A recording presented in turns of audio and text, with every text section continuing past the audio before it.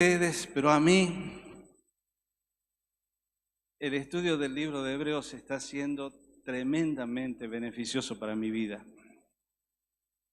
En el primer sábado aprendimos que Dios siempre habla, que cuando no escuchamos es porque tenemos los oídos tapados o porque estamos distraídos, pero aprendimos que siempre habla y que ¿cómo habla? A través del Hijo, que es el Hijo el que habla. El segundo sábado aprendimos la importancia de obedecer, porque de nada nos vale si nosotros escuchamos la voz de Dios y no la obedecemos. Por el contrario, se nos hizo una advertencia, si a los ángeles, a los antepasados nuestros no se les perdonó no obedecer el mensaje traído por los ángeles, cuánto más a nosotros que nos habla propiamente el Hijo. El tercer sábado fue majestuoso. El Señor nos mostró lo que es estar en su descanso. ¿Cuántos errores de conceptos hemos tenido a veces pensando que el reposo es el descanso?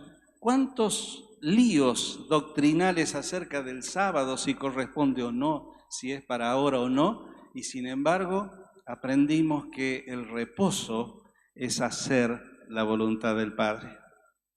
Cuando yo estoy haciendo la voluntad del Padre, yo entro en el reposo. Y eso se nota porque mi espíritu se tranquiliza, porque mi espíritu está absolutamente alineado. Mi espíritu se alinea al Espíritu Santo, mi alma se sujeta al Espíritu y mi cuerpo comienza a funcionar de otra manera. También aprendimos que a veces podemos estar en reposo en algunas áreas de nuestra vida y en otras no. Y eso nos da un desafío tremendo. ¿Cuál es el desafío? A que todas nuestras áreas entren en reposo. Ustedes saben, dentro de un ratito lo vamos a ver, dice la palabra que Jesús fue perfeccionado. Y cuando estábamos los días jueves que nos reunimos a tratar o estudiar los temas, dijimos que Jesús no era perfecto. No se trata de esto. Por el contrario, cuando nosotros hacemos una carrera o, por ejemplo, una maratón, ya que Pablo lo toma muy en cuenta o lo da como ejemplo, el maratón tiene 43 kilómetros, creo, ¿verdad? Creo que es así. Son 43 kilómetros y algunos metros. Cuando se va llegando a cada etapa, está siendo perfeccionado el maratonista en su carrera. O sea, llegó a una etapa y la superó. Llegó a la otra y la superó. Llegó a la otra hasta que finalmente llega al final de la carrera y está perfeccionado en su carrera de la misma manera que Jesucristo fue perfeccionado en la obediencia, como vamos a ver dentro de un rato. No es que no fuera perfecto antes, sino que debía pasar por la prueba. La prueba es lo que certifica nuestra capacidad. Ustedes saben que una de las cosas que esta sociedad moderna que estamos viviendo detesta son las pruebas. Las detesta. No quiere pruebas. Quiere todo sencillo, todo simple. Y si es sin pruebas, mejor. A todos nos ponen nerviosos las pruebas, ¿no? Pero en definitiva, la prueba certifica lo que he aprendido. Si yo estudié, cuando llega la prueba, lo único que hago es certificar que sé y que aprendí y que he incorporado el conocimiento para el cual aprendí. De la misma manera, en la carrera que estamos viviendo como creyentes, como cristianos, cada vez que somos probados, somos certificados para estar un escalón más arriba en la presencia de nuestro Señor. Estamos calificados para algo más. Y vamos a ver ahora lo que dice el escritor de Hebreos acerca de esto. Vamos a leer en Hebreos capítulo 4, versículo 14. Por tanto, teniendo un gran sumo sacerdote que traspasó los cielos, Jesús el Hijo de Dios, retengamos nuestra profesión, porque no tenemos un sumo sacerdote que no pueda compadecerse de nuestras debilidades, sino uno que fue tentado en todo según nuestra semejanza, pero sin pecado. Acerquémonos pues confiadamente al trono de la gracia para alcanzar misericordia y hallar gracia para el oportuno socorro. Si usted está acostumbrado a subrayar en la Biblia, subraye, retengamos nuestra profesión. Aprendimos a que Dios habla, aprendimos que Dios habla a través del Hijo, aprendimos que debemos obedecer y aprendimos que debemos entrar en su reposo. Ahora debemos aprender que debemos retener nuestra profesión. ¿Y qué significa profesión?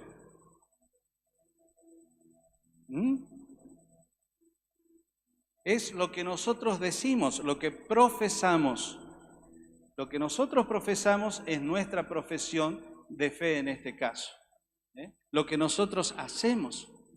¿Qué es lo que somos nosotros? Nosotros somos cristianos, ¿es verdad?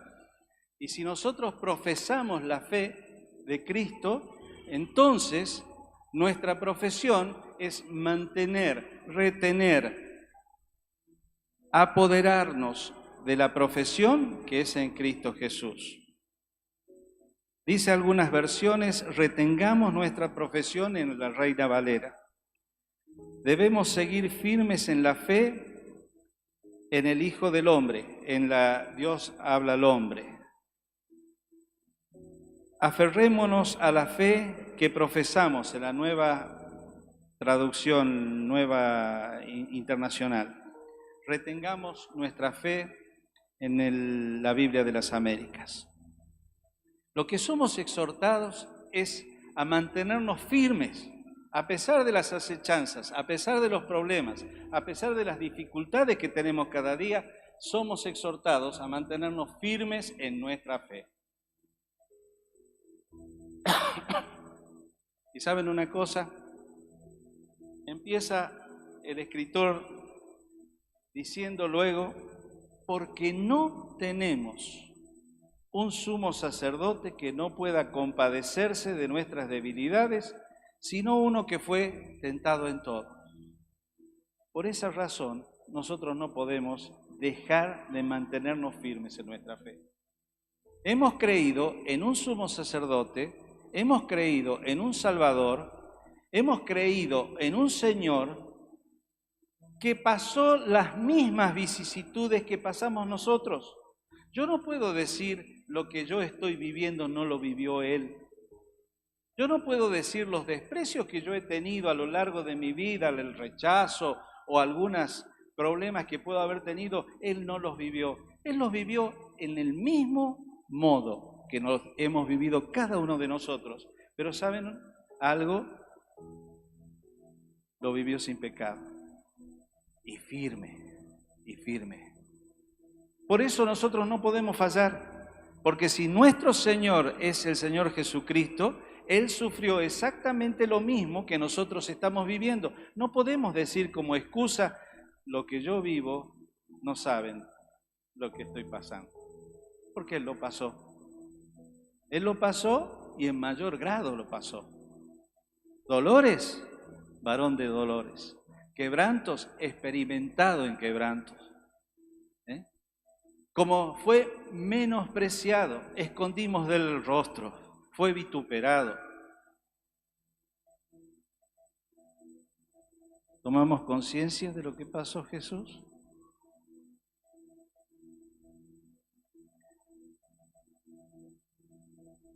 Nuestra fuerza es tener un sumo sacerdote que pasó lo mismo multiplicado al infinito, porque lo pasó en todos nosotros. todo lo que nosotros hemos pecado, todo lo que nosotros hemos vivido, los que nos antecedieron y los que nos siguen, están cargados en los hombros de Jesús cuando Él llevó la cruz. Por esa razón no podemos decir que nuestro sumo sacerdote no tiene la fuerza, el poder, la sabiduría, la templanza, como para que nosotros podamos sostener la profesión de nuestra fe. Y en este tiempo que es tan fácil volver atrás, es muy importante que tengamos conciencia de esto. Acerquémonos, pues, confiadamente por la obra de Jesucristo, por la obra de ese sumo sacerdote, al trono de la gracia para alcanzar misericordia y hallar gracia para el oportuno socorro. Y acá tenemos otro secreto. No estamos solos. No estamos solos. Nunca estamos solos. Yo recuerdo cuando mis hijos eran chicos y tenían miedo de noche, le decía, papá está al lado, no tengas miedo, porque papá está acá al lado. Pero ¿saben una cosa? Papá está dentro mío. El Espíritu Santo está dentro nuestro. Y no podemos nosotros tener miedo, porque, ¿saben?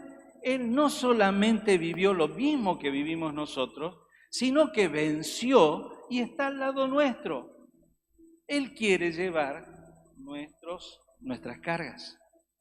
Dice, fácil es mi yugo y liviana es mi carga.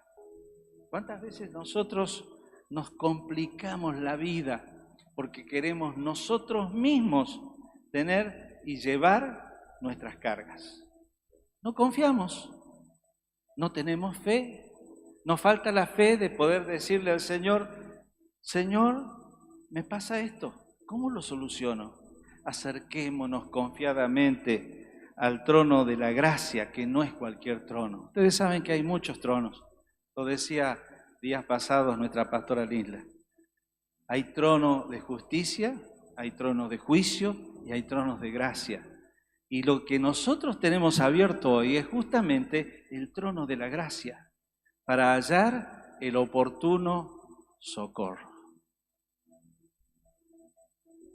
Porque todo sumo sacerdote, continúa luego, fue tomado de entre los hombres, es constituido a favor de los hombres en lo que a Dios se refiere, para que presente ofrendas y sacrificios por los pecados, para que se muestre paciente con los ignorantes y extraviados, puesto que Él también está rodeado de debilidad. Y por causa de ella debe ofrecer por los pecados, tanto por sí mismo como también por el pueblo. Y nadie toma para sí esta honra, sino el que es llamado por Dios, como lo fue Aarón. Así tampoco Cristo se glorificó a sí mismo haciéndose sumo sacerdote, sino el que le dijo, tú eres mi hijo, yo te he engendrado hoy. Como también dice en otro lugar, tú eres sacerdote para siempre, según el orden de Melquisedec. Cristo en los días de la carne, luego dice, ofreciendo ruegos y súplicas con gran clamor y lágrimas al que le podía librar de la muerte, fue oído a causa de su temor reverente. Y aunque era hijo, por lo que padeció, aprendió la obediencia. Recién hablábamos del tabernáculo y de la función de los sacerdotes y cómo ellos tenían que diariamente ofrecer expiación por los pecados. El pueblo traía de acuerdo al pecado que había cometido, era según la ley mosaica y los reglamentos levíticos, traían lo que iban a ofrecer por su pecado. Eso se hacía un holocausto en el altar de bronce, como decíamos recién. Y el sacerdote también tenía que purgar sus pecados con ofrendas. Y una vez por año, como dijimos, él también, el sumo sacerdote, lo hacía por sí mismo y por el pueblo. Pero Cristo Jesús es otro sacerdocio. La semana que viene, y no me quiero adentrar en este tema, nuestra hermana Leda va a hablar acerca del sacerdocio de Melquisedec. A ella le va a tocar este tema que es precioso. Pero Jesucristo no tenía que entregar sacrificios por sí mismo, porque Él fue sin pecado. Fue tentado en todo, pero sin pecado. Fue probado en todo, pero sin pecado. Sufrió lo mismo que nosotros, pero sin pecado. Y salió siempre airoso y sin pecado. ¿A qué se refiere cuando dice que en los días de la carne, con toda oración y súplica, con gran clamor y lágrimas, clamaba por su vida? ¿Recuerdan el episodio del Getsemaní? En el Getsemaní, Jesús ya sabía que el tiempo estaba cerca, que estaba al día siguiente. Y Él estaba agobiado por la presión tremenda de nuestros pecados, pero fundamentalmente por lo que esos pecados iban a producir en su relación con el Padre. No era tanto la presión del dolor físico, porque era un varón experimentado en quebrantos. Era que él sabía que una vez que se cargaba todo el pecado de la humanidad sobre sus hombros, el Padre iba a alejar sus ojos de él. Él estaba mirando proféticamente lo que iba a pasar en la cruz. Y ese grito de agonía que tuvo que dar cuando dijo, Elí, Elí, lama sabactani, que significa, Dios mío, ¿por qué me has desamparado? Él sabía lo que se avecinaba. Y en su agonía empezó a sudar. Le pidió a sus discípulos que oraran y que lo intercedieran por él. Y se retiró un poco más allá en el huerto de Getsemaní y postrado adoraba y oraba a su Padre y le decía, Padre, si es posible, pasa de mí esta copa, pero no se haga mi voluntad, sino la tuya. Y saben, en este acto encontramos la victoria de los hombres. Escuchen lo que les voy a decir. ¿Cuál fue el pecado de Adán? La desobediencia. ¿Saben? Desde que Adán le siguió el consejo a Eva y Eva le siguió el consejo a Satanás, el hombre aprendió a desobedecer. Y como si fuera un cortocircuito espiritual, hay un gen, como dice Fernando, que se quemó, el gen de la obediencia. A partir de allí, el hombre nunca más tuvo libertad de obedecer libremente. Siempre fue un esfuerzo tremendo el obedecer, con una tendencia permanente, como dice Pablo en Romanos, el hacer lo que no quiero, eso hago, y lo que quiero hacer, no lo puedo hacer. Dice dice Pablo en Romanos en el capítulo 7, miserable de mí. El gen de la obediencia fue cerrado. Y Cristo era hombre. Y acá lo aclara bien el autor. En los días de su carne, o sea, como hombre, no podemos decir nosotros que obedeció porque era Dios. Porque si bien era un perfecto Dios, era perfecto hombre. Y como perfecto hombre en el día de su carne, lloraba por lo que se avecinaba. Y postrado en el Getsemaní empezó a sudar y los capilares de su frente se rompieron y junto con el sudor caían como gruesas gotas de sangre.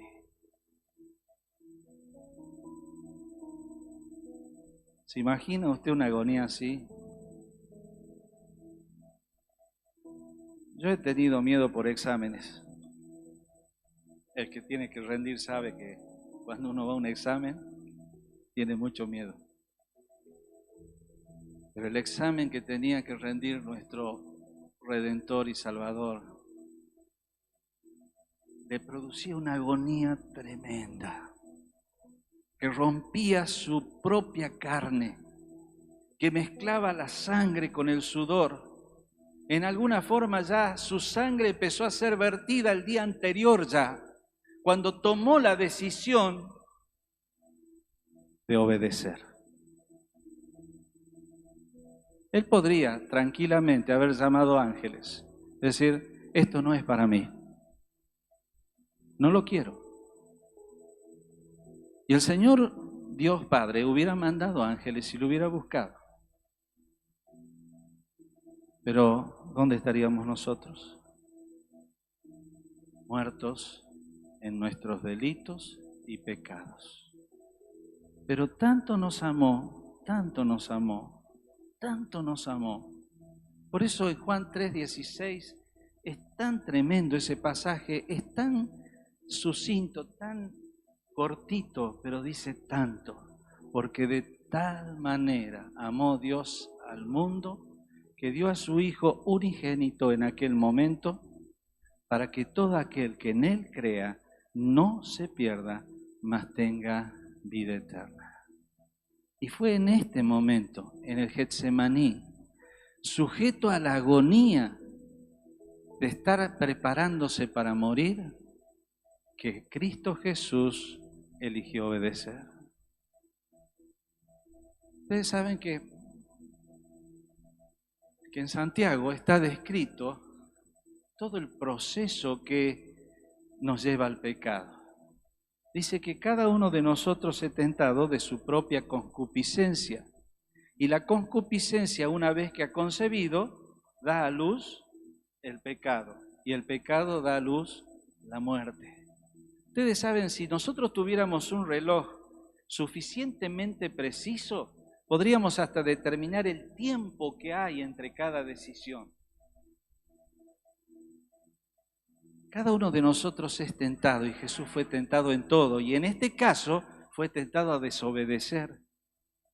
Y esa fue su agonía. Le decía, Señor, Padre, si es posible, pasa de mí esta copa. Si es posible, no la quiero beber. Si es posible, pero no se haga no se haga mi voluntad, sino la tuya. Y en esto nos dio victoria. El gen de la obediencia fue reinsertado en el hombre perfecto, el segundo Adán. Y así como Adán perdió su gen de obediencia, Cristo, el segundo Adán, recuperó el don de la obediencia para que tú y yo hoy tengamos la capacidad de obedecer. ¿Se dan cuenta lo que esto significa? Uno de los éxitos más grandes que ha tenido Satanás es convencer al hombre de que porque es humano está destinado a pecar. Cuando hacemos ministración o cuando hacemos sanidad espiritual o cuando tratamos de ayudar a una persona, y bueno, de carne somos, es lo que dice la gente. Somos humanos, nos equivocamos. Pero ¿saben? Ahí, en ese instante, en Getsemaní, Jesucristo rescató de nuevo la capacidad nuestra para obedecerle a Dios. Y si tenemos capacidad de obedecerle, significa que tenemos poder de decisión para no caer en pecado.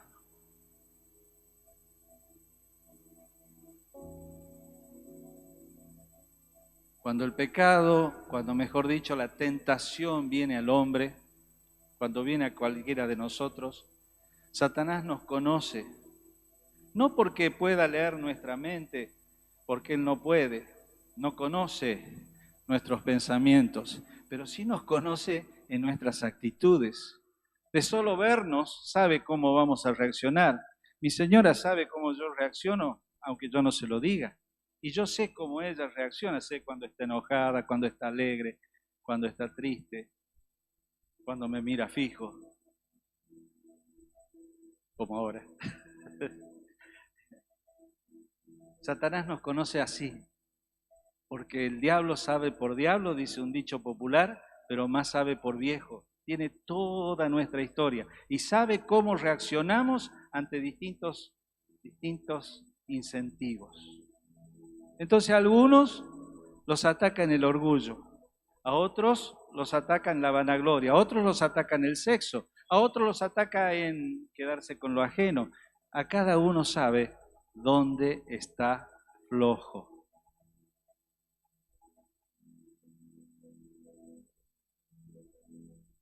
Y sin entrar a hablar de iniquidad y los pecados generacionales que nos hacen más flojos todavía.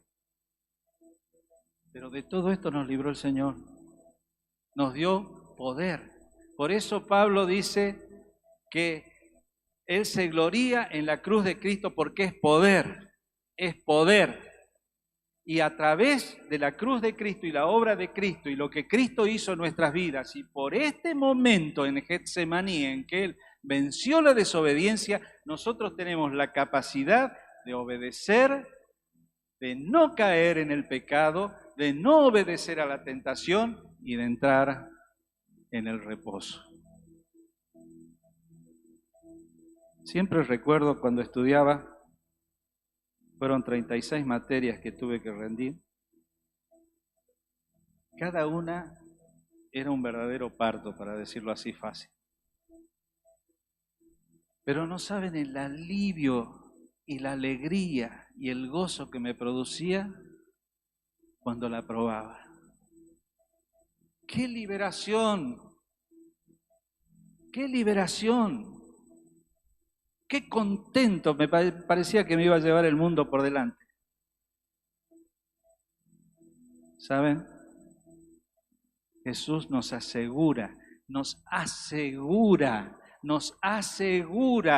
que en cada una de las materias que debemos rendir en nuestra vida, nosotros vamos a aprobar y vamos a ser hombres y mujeres probados y que no necesariamente tenemos que vivir en pecado, sino que todo lo contrario, nosotros tenemos que vivir en santidad porque Él es santo.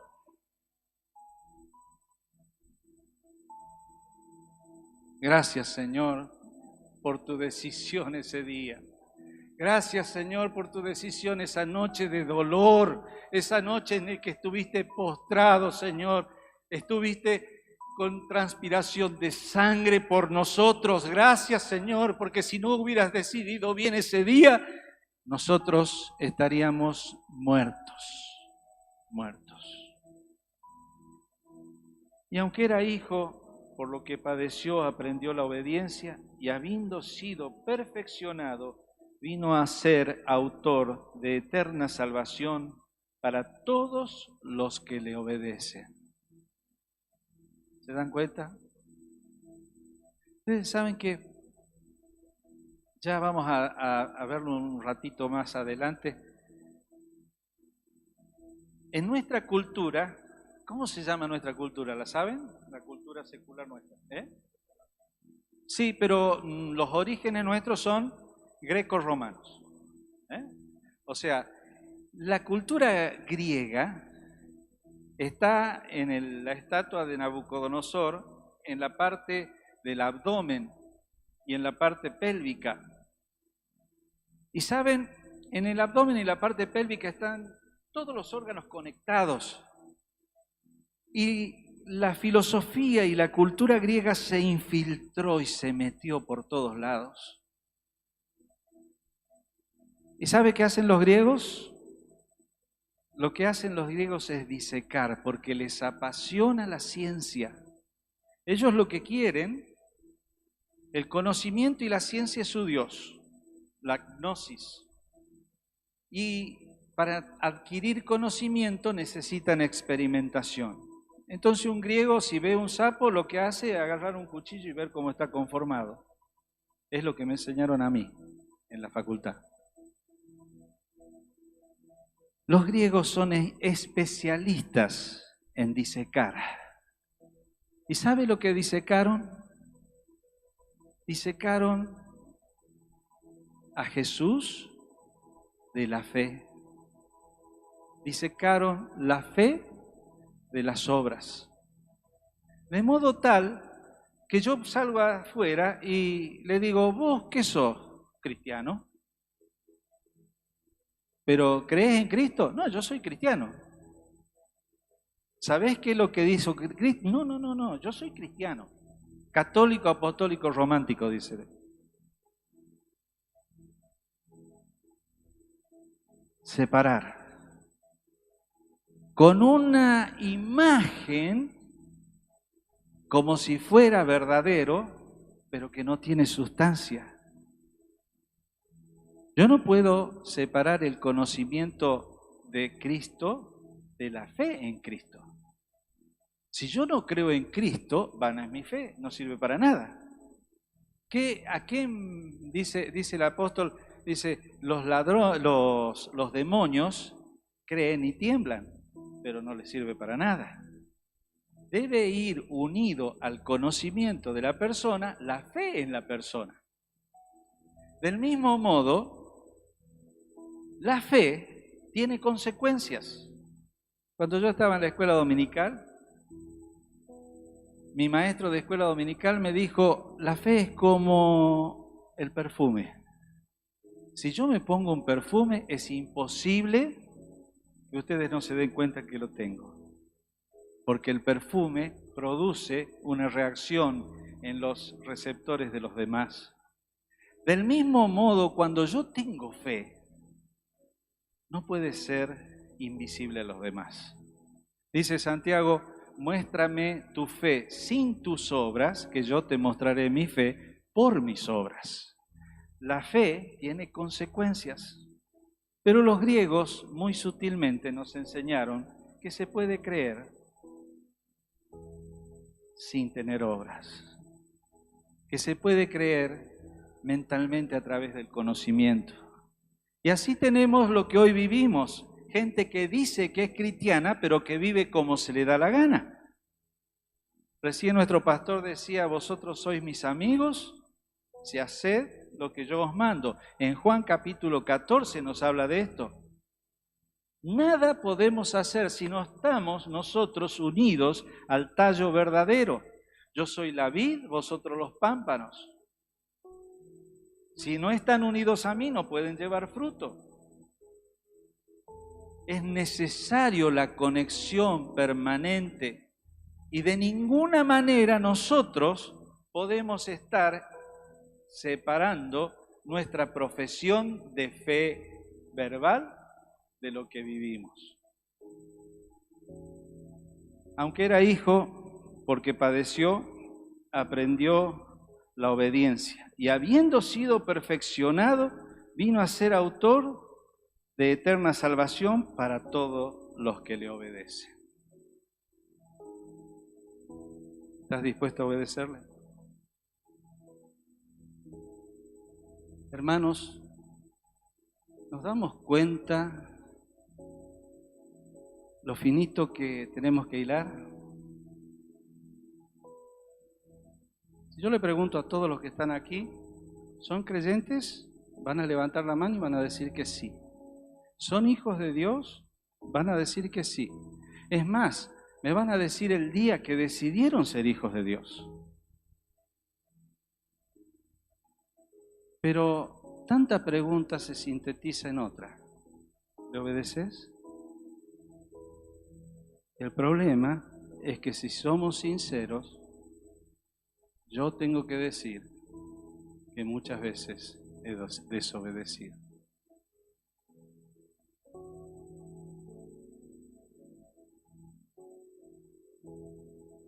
Acerca de esto tenemos mucho que decir y difícil de explicar por cuantos habéis hechos tardos para oír. Porque debiendo ser ya maestros después de tanto tiempo, tenéis necesidad de que se os vuelva a enseñar cuáles son los primeros rudimentos de la palabra de Dios y habéis llegado a ser tales que tenéis necesidad de leche y no de alimento sólido. Y todo aquel que participa de la leche es inexperto en la palabra de justicia porque es niño, pero el alimento sólido es para los que han alcanzado madurez, para los que por el uso tienen los sentidos ejercitados en el discernimiento del bien y del mal. ¿Está bien pegarle a la señora? ¿Está bien los varones pegarle a la señora? Bueno, salvo que sea musulmán. ¿Hace falta que hagamos una escuela para explicar que no se debe pegar a la señora? ¿Hace falta? No, ¿no? Porque ese es un conocimiento oida, como decía, creo que Nilda estaba hablando de eso. Es algo tácito que está dentro nuestro por la revelación del Espíritu. Hay cosas que son evidentes. Yo tengo que cuidar a mi hijo y a mi hija. Yo no los puedo dejar solos, desamparados. Hay cosas que son tácitas. Por el hecho de ser padre y jefe de familia, yo soy responsable de mi familia.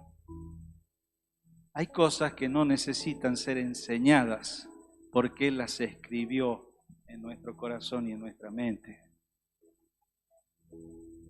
¿Y por qué no las cumplimos? No digo que estemos pegando a la señora Miriam, puede dar testimonio que no le pego. Porque si le pego, ¿sabe la que me viene?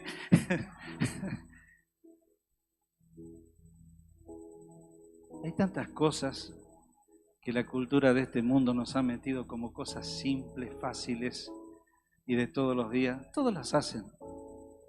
¿Sabe? Porque hemos perdido un concepto fundamental, el concepto de verdad absoluta. ¿Saben lo que es la verdad absoluta?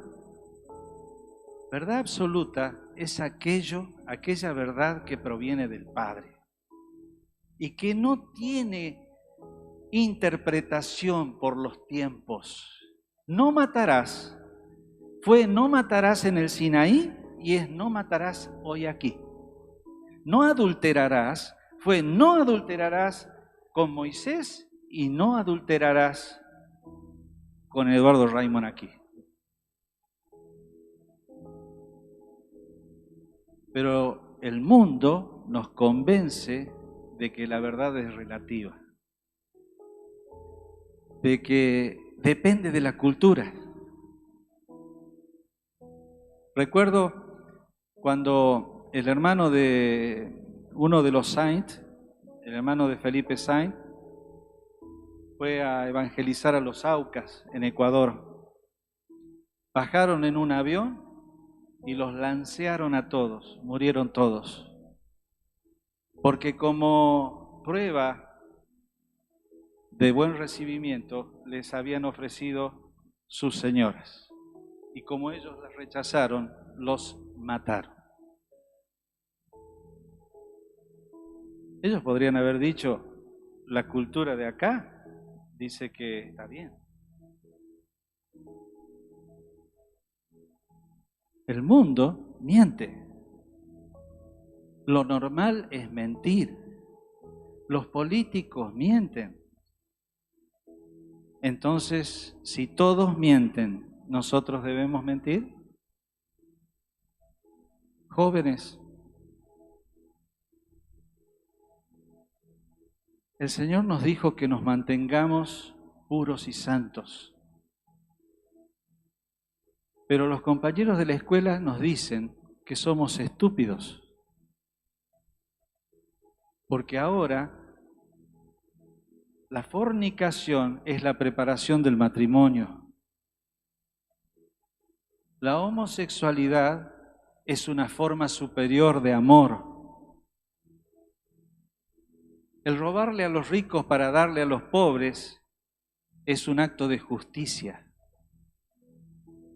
Hasta ahora yo solo sé que el pobre sigue siendo pobre, el rico sigue siendo rico y el político cada día es más rico.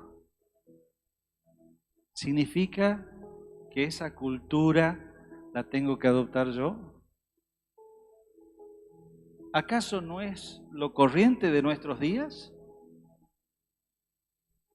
Pero hay una ley escrita en mi corazón y en mi mente que me dice, no robarás, no fornicarás, no adulterarás, no matarás.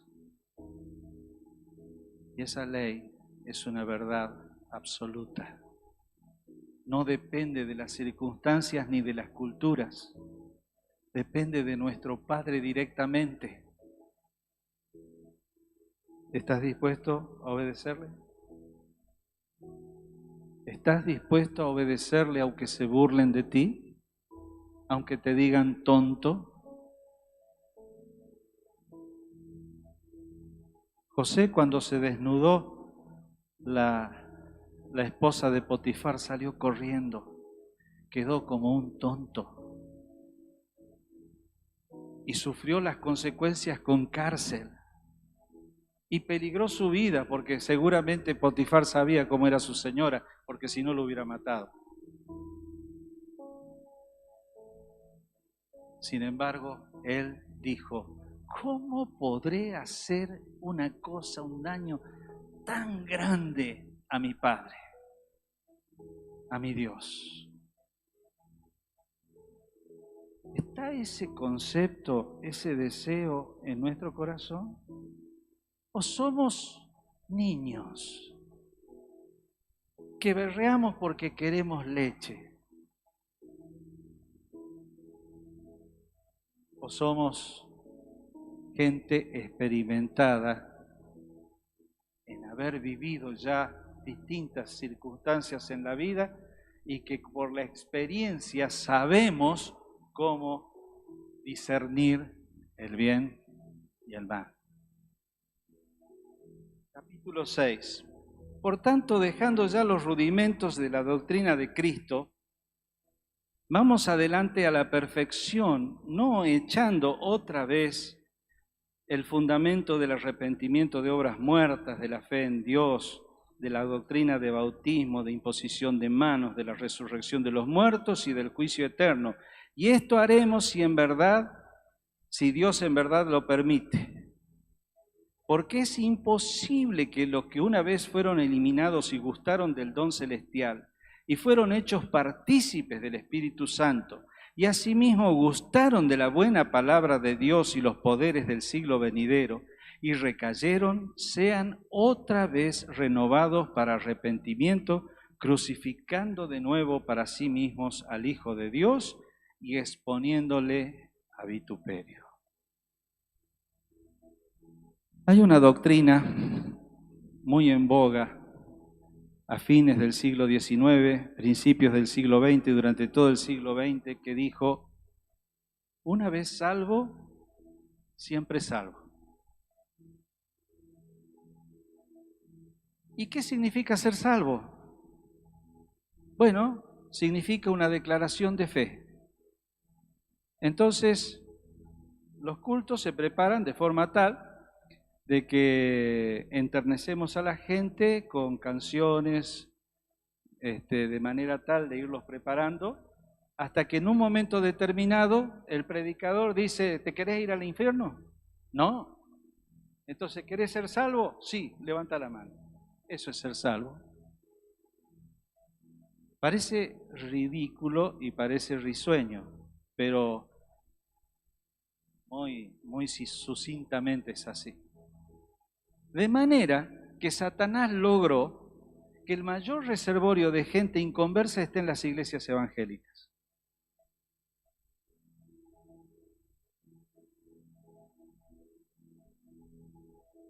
Además, no solamente eso, sino que hubo gente que se volvía atrás de su profesión de fe.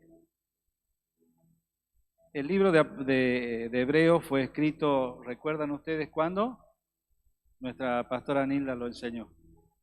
En el año 70 aproximadamente. Y Apocalipsis se escribió en la misma época, entre el 70 y el 90. Más o menos son contemporáneos. ¿Quieren saber cuál era la característica de la iglesia, de la primera iglesia en aquellos años entre el 70 y el 90? En Apocalipsis 2 empieza. Éfeso había perdido el primer amor. Si ustedes van a Éfeso, van a ver que Pablo les dice, los ensalza por el amor grande que tienen a la obra y a los creyentes. Pero 70 años, menos de 70 años después, Perdieron el primer amor. Esmirna es la iglesia de la persecución, la iglesia del temor. ¿Y saben lo que es temor? El temor para el creyente es falta de fe, porque no podemos tener temor.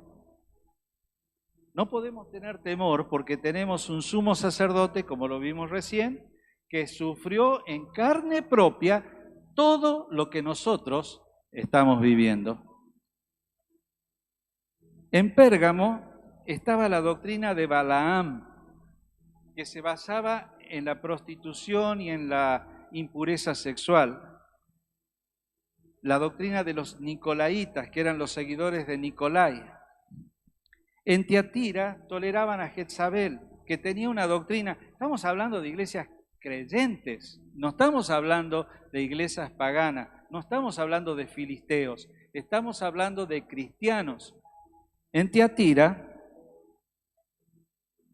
estaba Jezabel, que no sabemos si era un espíritu o era realmente una persona, pero seguramente era una persona que encarnaba el espíritu de Jezabel de aquella época, de la época del reino, que les exhortaba a pecar más porque la gracia había sobreabundado. Como había sobreabundado la gracia, entonces teníamos que hacer sobreabundar el pecado, de manera que a mayor pecado, mayor gracia, mayor perdón. Había que conocer, decían ellos, las profundidades de Satanás. En Sardis era una iglesia muerta. Tenía nombre de vivo, pero estaba muerta. En la Odisea eran tibios.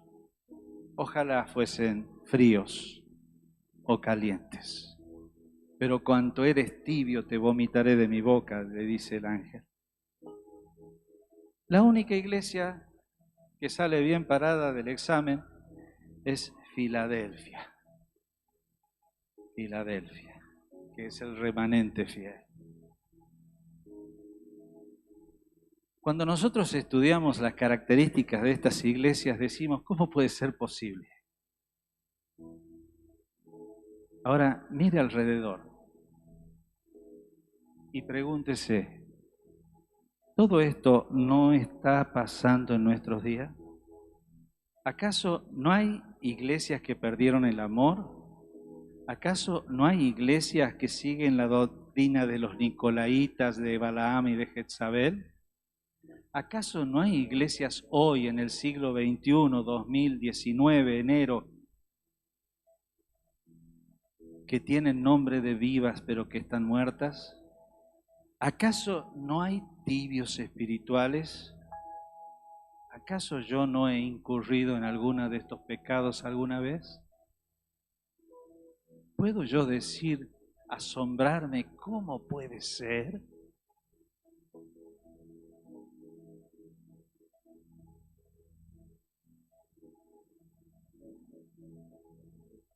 Sepamos que hay una advertencia tremenda acá. Porque esto estaba sucediendo en aquella época. Y el escritor les dice, miren, el que anda en esto se está volviendo atrás. Además se había introducido la doctrina de los gnósticos, o sea que el conocimiento superior esotérico era lo que salvaba al hombre, no Jesucristo. Y se infiltró en la iglesia cristiana. Y fueron muchos los contaminados. Y Juan tiene que luchar contra esto, diciendo en primera de Juan, dice, este es el espíritu del cristiano, el que dice que Cristo vino en carne, y este es el espíritu del anticristo, el que dice que Jesucristo no vino en carne, porque decían que no venía en carne, no vino en carne, que era un espíritu que había estado. ¿No estamos viviendo lo mismo nosotros hoy? ¿No hay el orientalismo que viene a ser el gnosticismo mezclado con todo lo griego? ¿No hay la nueva era? ¿No hay un montón de doctrinas heréticas que se han infiltrado en el cristianismo? ¿No estamos nosotros siendo a veces livianos? Nos permitimos mentiras porque son mentiritas. Recuerden que dijimos que tenemos la capacidad de obedecer, la capacidad de no mentir, pero el compromiso con la verdad trae consecuencias.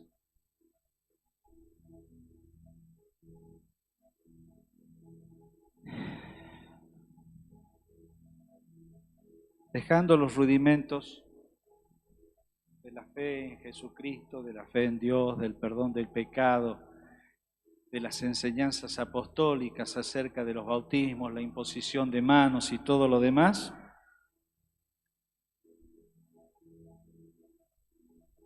debemos crecer, debemos madurar. Es necesario, perentorio, que maduremos.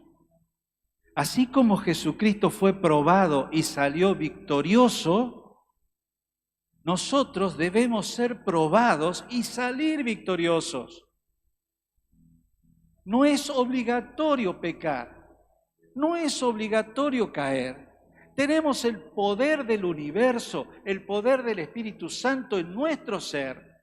Lo que creó el mundo es lo que nos da poder. El poder de decirle no al pecado. El poder de decir obedezco. El poder de decir me mantengo firme en la profesión de mi fe. El tiempo se nos fue.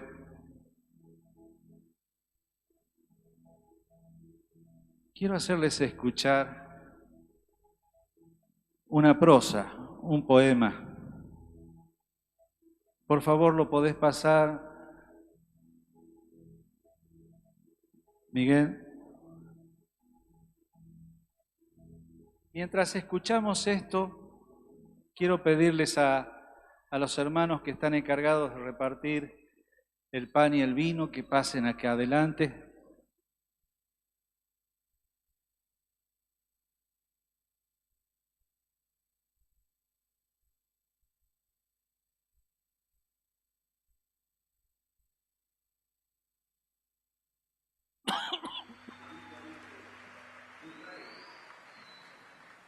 La Biblia dice, mi rey es el rey de los judíos, es el rey de Israel. Él es el rey de la rectitud, es el rey de las edades, es el rey del cielo. Él es el rey de gloria, es el rey de reyes. Él es el Señor de señores. Ese es mi rey. Y me pregunto si tú lo conoces. Mi rey es un rey soberano. Ninguna medida de cantidad puede definir los límites de su amor. Él es perdurablemente fuerte. Él es completamente sincero. Él es eternamente firme. Él es inmortalmente bondadoso. Él es imperialmente poderoso. Él es imparcialmente misericordioso. ¿Tú lo conoces? Él es el más grande fenómeno que jamás ha cruzado el horizonte de este mundo. Él es el Hijo de Dios. Él es el Salvador de los pecadores. Él es la pieza esencial de la civilización. Él es incomparable. Él no tiene precedentes. Él es la idea más exquisita de la literatura. Él es la personalidad más alta en la filosofía. Él es la doctrina fundamental de la verdadera teología. Es el único calificado para ser el Salvador. Me pregunto, ¿tú lo conoces? Él da fuerzas al débil. Él se solidariza y Él salva. Él fortalece y sostiene. Él guarda y Él guía. Él sana al enfermo. Él limpia a los leprosos. Él perdona a los pecadores. Él libera a los deudores. Él liberta al cautivo. Él defiende a los débiles. Él bendice al joven y Él sirve al infortunado. Él recompensa a los ancianos. Él recompensa al diligente. Él embellece a los mansos. Me pregunto, ¿tú lo conoces? Él es la llave del conocimiento. Él es la fuente de la sabiduría. Él es la puerta para la liberación.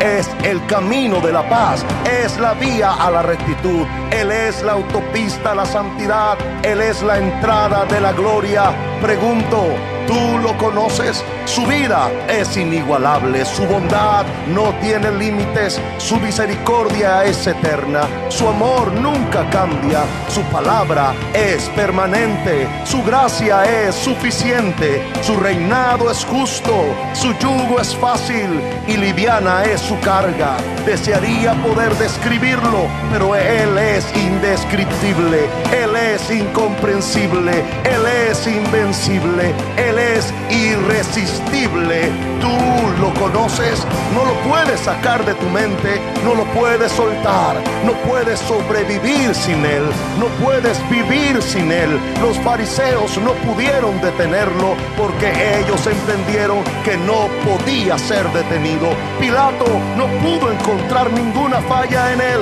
Herodes no pudo matarlo, la muerte no pudo limitarlo y la tumba no pudo retenerlo. Él es mi Rey, Él es Jesús. Entienda.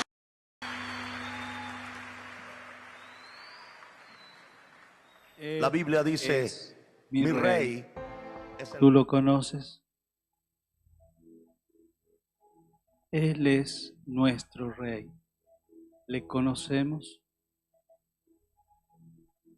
El objetivo de todos estos estudios es conocerle.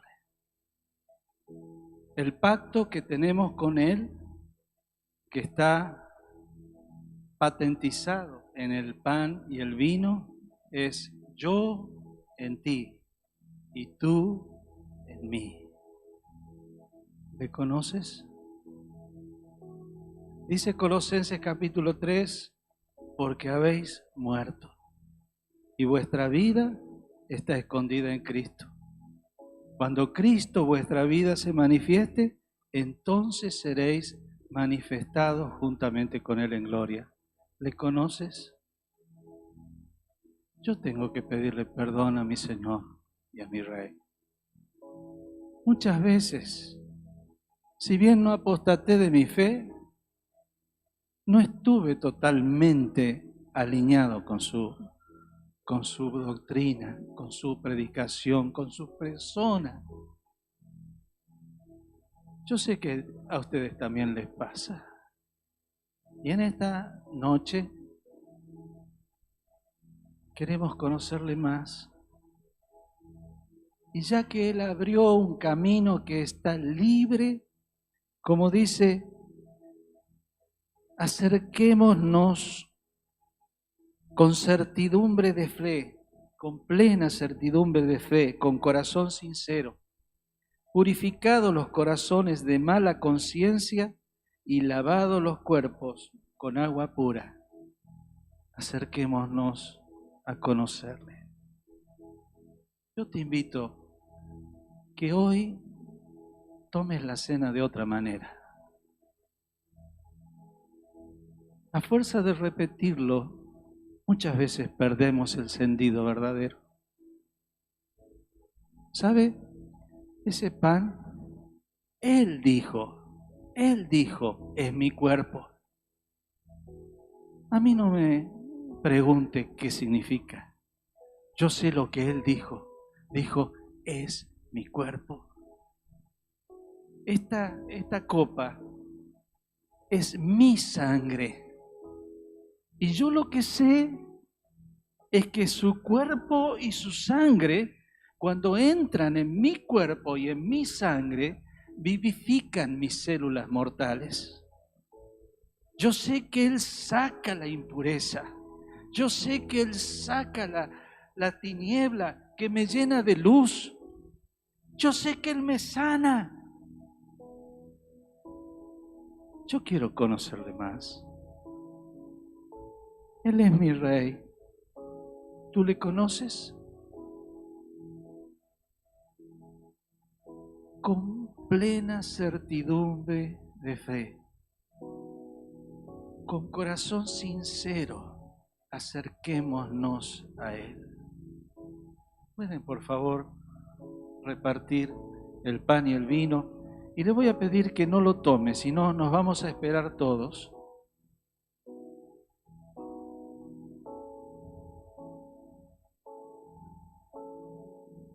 Porque el Espíritu está hablando de un tiempo distinto a todos los que hemos vivido antes. ¿Saben? Se ha descubierto que hay un asteroide muy grande que está en camino de colisión con la Tierra. Y se calcula que en el año 2040 o 45 podrá hacer impacto. Las naciones están preparando la forma de poder destruir este meteoro. Pero nosotros sabemos que los tiempos se están cumpliendo. ¿Recuerdan cuando hablamos de la profecía de los jubileos? Dijimos muy probablemente hayamos entrado en los últimos 40 años del planeta Tierra. Y la entrada a su presencia está libre, está expedita. Podemos entrar. El derramamiento de sangre ya se hizo, el perdón de pecados ya se hizo. Falta el corazón contrito y humillado, el corazón arrepentido. Yo soy pecador, he pecado. Pero la solución del pecado es tan sencilla como pedir perdón. No ocultarlo porque soy evangélico. No ocultarlo porque estoy en un servicio en la congregación, sino simplemente pedir perdón. Cuando pedimos perdón, volvemos sobre nuestros pasos, dejamos de equivocarnos, empezamos a obedecer, le quitamos argumentos al diablo, le quitamos derechos sobre nuestra vida al diablo. Derechos que muchas veces han sido dados por nuestros abuelos. Y sin embargo, tan sencillo como decir: Señor, he pecado. Yo y mi casa he pecado. Perdóname. Cuando vaya a comer el pan y tomar la copa, tómese un segundo. Piense de qué le tiene que pedir perdón al Señor. Y pídaselo, porque hoy es el momento. Este es el día agradable. Ahora es el momento. Hágalo, hermano. Entraremos en el reposo. Entraremos en el reposo de Él. Nos alejaremos de la apostasía, porque la apostasía no viene de golpe. Un creyente de años, no de un día para el otro, dice: no creo más en Cristo. Viene a través de pequeñas cosas que nos vamos deslizando lentamente, hasta que un día no sabemos dónde estamos y negamos la cruz de Cristo.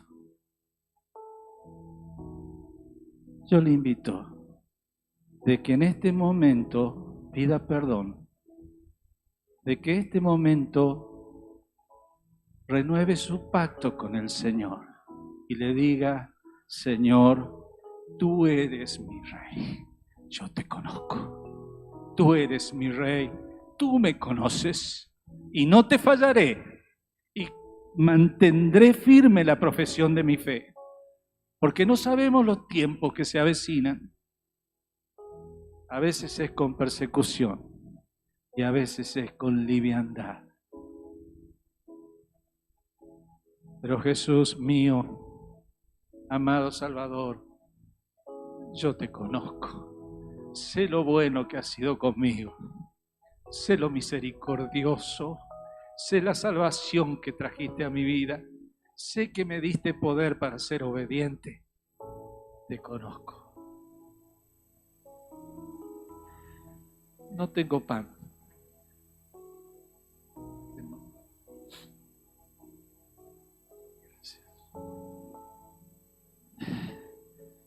porque yo también recibí del Señor que estando todos reunidos, tomó el pan, lo partió y dijo: este es mi cuerpo que por vosotros es partido.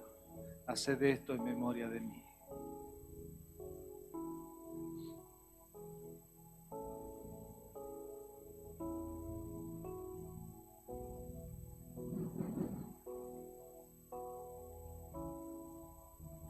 Asimismo, tomó la copa y dijo: esta sangre es el nuevo pacto, que lo hagamos en su memoria. Oh Señor, que este pan y esta copa vivifique nuestros espíritus, vivifique nuestros cuerpos mortales, nos den nueva y poderosa salud para los tiempos que se avecinan. Amén.